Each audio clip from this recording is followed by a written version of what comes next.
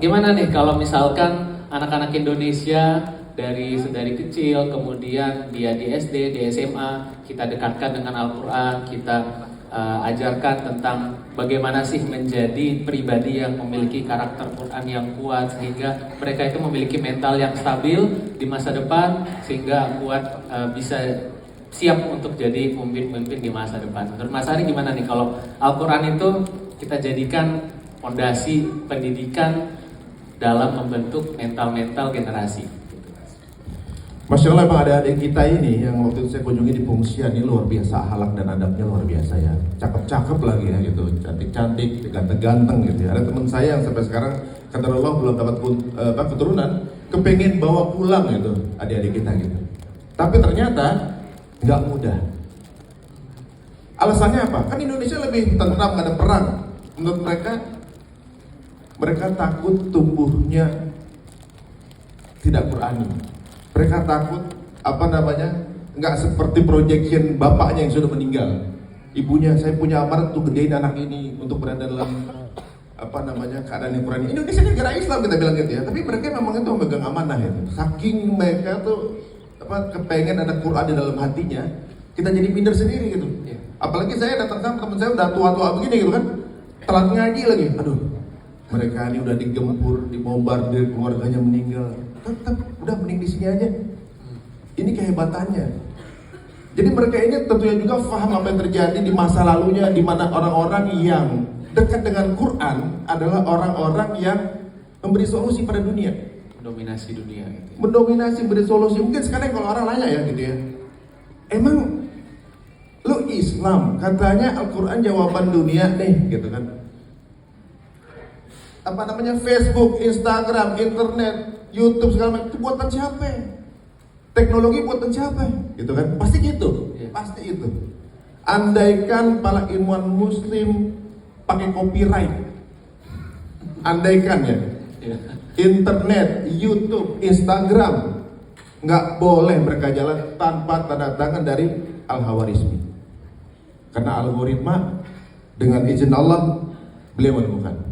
Kita menonton YouTube, tonton TV, pakai kacamata, yang menemukan optik Ibnu Haytham, ilmuwan muslim juga. Mau pakai robotik, mobil, jam tangan segala macam, kinetik, yang menemukan dari Abbasiyah, Al-Jazari. Makanya saya sama Teguh Wisnu bikin animasi namanya Rico the Series, untuk supaya anak-anak paham hero sebenarnya gitu ya, bahwa teknologi itu miliknya orang muslim. Mau traveling kemana-mana, hanya dari satu ayat surat Al-Mulk ayat 19, Ibnu Firnas menemukan pesawat.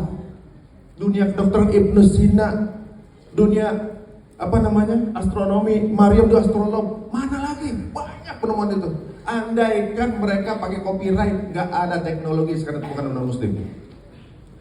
Jadi sekarang ini ketika saya lihat dari teman-teman nih bikin platform, saya rasa mereka punya hak untuk itu. Yang nemuin leluhurnya dia gitu. Guru-gurunya di zaman dulu, sekarang waktunya mereka untuk unjuk suara gitu. Jadi menurut saya kita mendalami agama tentunya luar biasa, tapi ada satu hal yang perlu kita ketahui.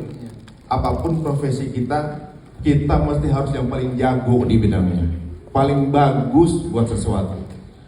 Bukan sesuatu itu jangan, kalau buat agamanya Allah jangan yang kaleng-kaleng. Jangan nih biasa-biasa aja. Ini sama teman-teman kemarin bilang bikin event yang paling keren. Bikin mana? CCC. Media terbaik, ini terbaik, semua harus yang terbaik. Karena kita buat Allah.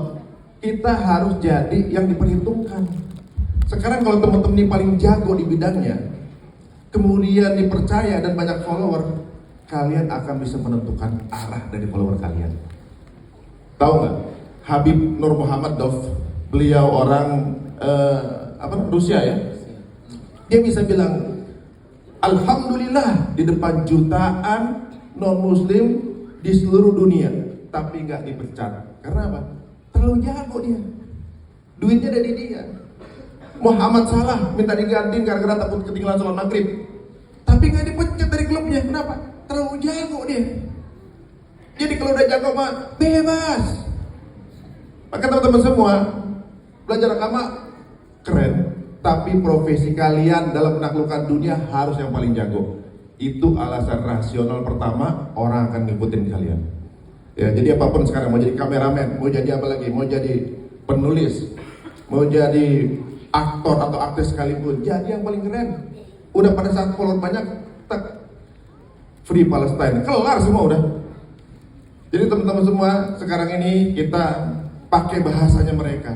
Mereka bahasanya pakai semiotika, merambah ke kamar-kamar kalian, masuk ke sosial media. Sekarang gantian. Ini momen kalian jadi. Sebutkan teknologi yang tanpa wasilah ditemukannya dari ilmuwan muslim, even one. Sulit kan? Pasti nggak ada, ujung-ujungnya di matematika. Matematika wasilahnya dari al-Khwarizmi juga. Ini Masya Allah, kalau sekarang saya nggak pernah minder kalau diajakin ngobrol sama yang kira-kira ibaratnya ya karena teman-teman kita juga namanya ngobrol tapi ini ya private ya, ngobrol kayak gitu. Nggak pernah, nggak pede. Kenapa kita masih punya izah gitu. Leluhur kita ini para pejuang semua. Cuma kita memang dikecilkan ketika kita baca sejarah, kita dijajah 350 tahun. Kita nenek moyang kita terjajah. Aduh kasihan banget. Kita berjihad 350 tahun. Nenek moyang kita siapa? Nabi Adam. Semua sebelum kita tuh guru-guru kita semua yang ada di Osmani, yang ada di Abbasiyah, ada di Umayyah, semuanya itu adalah sirah yang kita mesti pelajari untuk meningkatkan kita nih, ini generation setelah 100 tahun ini, generation ini akan bangkit dan kalian adalah jawabannya, insya Allah. Iya, Masya Allah ya, lo jawaban luar biasa dari Mas Agung. Tangannya. Berarti Mas Ali kan kurang lebih ya, penemu muslim itu mereka kan rata-rata bisa mengungkap rahasia dan menemukan penemuan-penemuan yang hebat itu kan pasti dari sumber Al-Quran, benar nggak sih kira-kira ya? Dari Al-Quran ya? Coba, waktu itu saya pernah ditanya ya, ibarat sama teman saya, walaupun saya juga Quran masih belajar ya, atau juga mungkin masih proses lah gitu. Ada yang nanya gitu, kenapa Quran jadi kitab warisan dari akhir zaman kata menurut agama lu katanya gitu. Kalau kamu pelajar Islam gitu ya, ini satu-satunya kitab ya dari Quran itu jadi miliaran buku. Semua buku-buku Islami itu berujung dari Quran. Ada berapa? Miliaran, bukan cuma jutaan, miliaran semua. Udah 1400 tahun. Nah sekarang ini menurut saya kenapa sepertinya umat Islam ditekan?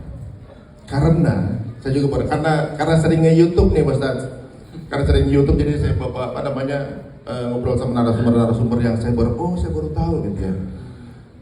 Jadi ternyata zaman adanya media kemudian adanya propaganda itu diawali dengan Rothschild. Rothschild ternyata punya nasab ke Namrud. Jadi kita ini umatnya Ibrahim, umat Rasulullah SAW ngelawan keturunan Namrud. Tapi hebatnya Pak, mereka istiqomah loh. Ini istiqomah terus bikin. Nyoba dari zaman Umar dulu, kemudian nyoba lagi di zaman Osmani ke Sultan Hamid begitu nyoba. Nggak dapat juga. Akhirnya ketika dapat peluang, runtuhnya kesultanan. Mereka mulai bikin sistem peradaban dunia baru tatanan mereka. Maka mereka menambahkan orde baru kan, perbankan lah, segala macam lah pokoknya dibuat. Termasuk bagaimana caranya mereka bisa menguasainya adalah dengan cara bikin media. Di tahun 1930-an, 26 atau 30 yaitu Arthur dan juga John itu menciptakan televisi. Yang menciptakan juga Yahudi. Jadi ibaratnya mereka udah bikin medianya. Apa yang mereka lakukan di sini ditutup bisa media ini. Jadi mereka udah punya itu polanya. Tupoksinya seperti apa dijalankan sampai leluhurnya sampai sekarang. Mereka tuh rapi. Nah saya umat muslim terlalu banyak terpecah-pecah. Lebih semangat sama benderanya dibanding bagaimana giroh fokus perjuangannya. Jadi sampai sekarang kita wasilah dari kejadian Palestina sekarang, dunia baru tahu kalau 75 tahun sudah ada penjajahan. Orang dunia ternyata baru tahu. Karena apa? Karena media punya mereka. Gitu. Nah sekarang teman-teman semuanya, era sosial media yang dikembangkan oleh mereka adalah menjadi senjata makan tuan saat ini. Ingat waktu Samson lawan Goliat ya? Ada gambarnya dia bawa pedang, itu pedangnya Goliat. Jadi Samson mengalahkan Goliat dengan pedangnya Goliat. kita bisa mengalahkan mereka dengan pedang mereka atau bahkan senjata kita sendiri. Luar biasa. Baik, Mas Ari Untung, pertanyaan sebelum terakhir nih. Nah, ini kan Sekolah Impian Nurul Taqwa ya. Kita baru launching hari ini. Ini hasil kolaborasi dari Sekolah Impian itu sendiri, disupport dengan Lembaga Wakaf Nurul Taqwa. Harapannya itu kami bisa menjadi lembaga pendidikan yang concernnya, yang orientasinya adalah dunia dan akhirat. Jadi di sini kami selain mempelajari Al-Quran, menghafal Quran, mentadabburi Al-Quran, memahami makna-makna dari Al-Quran, intisarinya apa saja, kita juga mempelajari teknologi. Jadi di sini nih anak-anak santri impian nih mempelajari IT dengan berbagai macam jurusan ya. Ada yang programming, ada yang videografi, ada yang desain komunikasi visual. Nah, ada pesan dan harapan nggak Mas Untung buat Sekolah Impian Nurul Taqwa gimana biar sukses dan maju terus ke depannya? Wah, ini luar biasa Sekolah Impian. Sebenarnya ada rasa kengirian juga ya, bagaimana adik-adik ini kemudian bisa menjadi orang yang dekat dengan Quran, tapi juga jadi ibaratnya gini, high touch, high tech, Yes. komplit. Jadi teknologinya dapat, hatinya juga dapat. Ini masalah luar biasa, ini komplit. Karena orang-orang tersebut biasanya didapatkan dengan tarbiyah yang kuat ya. Rasulullah SAW dulu di Goa Hiro, atau juga mungkin Salahuddin Al-Ayyubi di Damaskus, atau juga nih para sultan di Edirne. Mereka semua ada tarbiyah khususnya. Anak-anak muda di Goa Al-Kafi misalnya, ketika mereka keluar, mereka jadi pemberi solusi banyak orang. Dan insya Allah Sekolah Impian Nurul Taqwa ini adalah Goa Hiro-nya kalian hadir semua. Bismillah. Kita banyak terus Mas Ari. Mohon maaf para guru dan ustaz jika banyak kesalahan, karena mungkin masih pakai ibu, masih banyak proses belajar. Insya Allah mudah-mudahan kalau ada kesalahan pasti memilih saya, kalau sekarang hanya di kelas Dan terakhir kita minta ajakannya gimana biar audiens bisa tetap mensupport Palestina. Dan di ini ZIS Indosat sudah menyiapkan kertas ya tadi di awal registrasi. Jadi Bapak Ibu yang ingin melakukan donasi untuk Palestina bisa melalui kertas yang sudah dibagikan atau melakukan QRIS. Silakan Mas Ari. Pada sekalian, sudah dijanjikan sama Allah bahwa Palestina akan menang. Jadi sutradaranya udah bilang kita akan menang, masa kita nggak ikutan? Ini akan menang nih. Memang prosesnya seperti nggak kelihatan kayak mau menang, tapi ini menang nih. Kalau dari bahasa matematika, di belakang Israel ada Inggris, Amerika, Prancis. Mestinya wilayah sekecamatan Gaza ini habis 3 hari kelar. Buktinya apa? Baru berita 2 hari yang lalu bahwa mereka menarik donor bantuan untuk Israel. Berarti apa yang dilakukan teman-teman untuk tidak pakai produknya berpengaruh. Dan kejiwaan para tentara IDF juga ternyata hancur. Karena apa? Karena serangan julid fisabilillah. Takbir. Apakah kita sulit lawan mortir, lawan peluru? Kita nggak perlu. Senjata kita ada jempol, guys. Jempol kalian ini menusuk sampai ke jantung. Tapi kebutuhan itu bukan hanya lewat tujuan mereka, tapi teman-teman di Palestina juga butuh dari jempol teman-teman semua. Jempolnya berapapun itu yang dikirimkan punya catatan yang luar biasa di sisi Allah, insya Allah. Jempol ini akan menjadi tekenan kontrak kita di jannah, insya Allah. Ya Allah, ini kejadiannya. Kalau saya ngambil posisi ini, orang lain akan ambil posisi ini.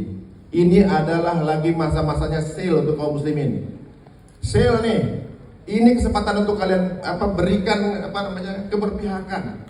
Dan inilah kiranya umat muslim. Dan sekarang waktunya ketika sudah disebarkan ini dan ada di tangan Anda. Kalau nanti-nanti aja berarti ini bukan buat Anda. Yang butuh kita sama Palestina, bukan mereka yang butuh kita. Mereka ada kita, nggak ada kita, mereka insya Allah akan menang gitu. Dan ternyata satu-satunya negara yang paling berani itu adalah Palestina.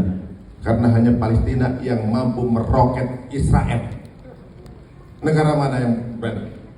Negara adidaya kuat mana yang berani? Nggak ada satupun. Pakai roket rakitan berani mereka.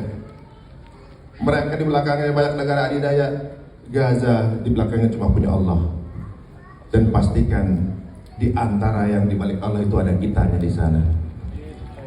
Insya Allah teman-teman, para hadirin sekalian, Bapak Ibu sekalian, mudah-mudahan kita nanti akan satu kelurahan di jannah. Amin. Ya, mungkin segitu aja dulu Mas Haryanto. Boleh tepuk tangannya sekali lagi buat Mas Haryanto. Assalamualaikum warahmatullahi wabarakatuh.